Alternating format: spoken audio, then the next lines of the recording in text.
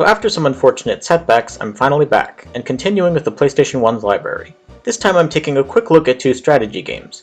The first is Front Mission 3. I got a few comments suggesting that I check this game out, and it is interesting to say the least. In it, you take control of a young pilot whose name you can choose, and whose default name I can't pronounce. It's the far future in Japan, and one of the newest fighting technologies are giant mechs, Wanzers. Our main character and his friend Ryogo end up getting caught up in schemes far beyond them, and are forced to fight using their skills as Wanzer pilots.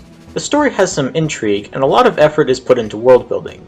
Unfortunately, the story also raises a lot of questions. So they need to sneak into a base in order to find some intel about things that the JDF are hiding. And they do this not by slipping in discreetly just in their human forms, but by sneaking in with several giant Wanzer units. Yeah, those won't stick out at all, and seriously, what?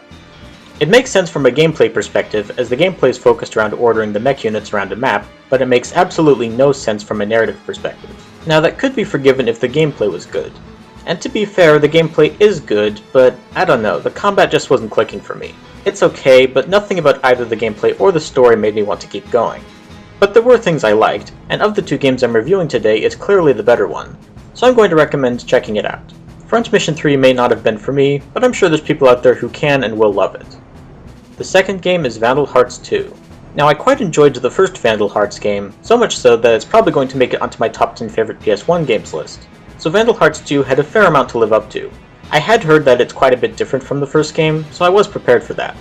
The first thing to note is that stylistically, Vandal Hearts 2 is quite different from the first game.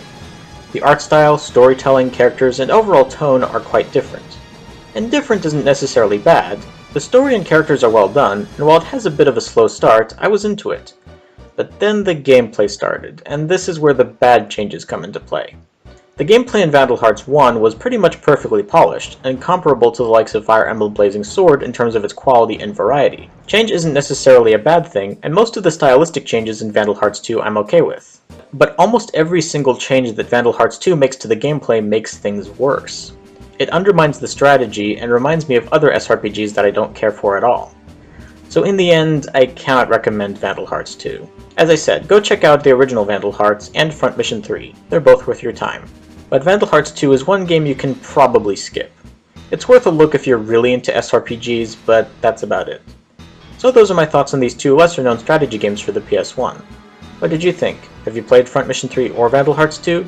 Whatever you think, be sure to let me know in the comments below. If you like what I do, feel free to subscribe and follow me on Twitter.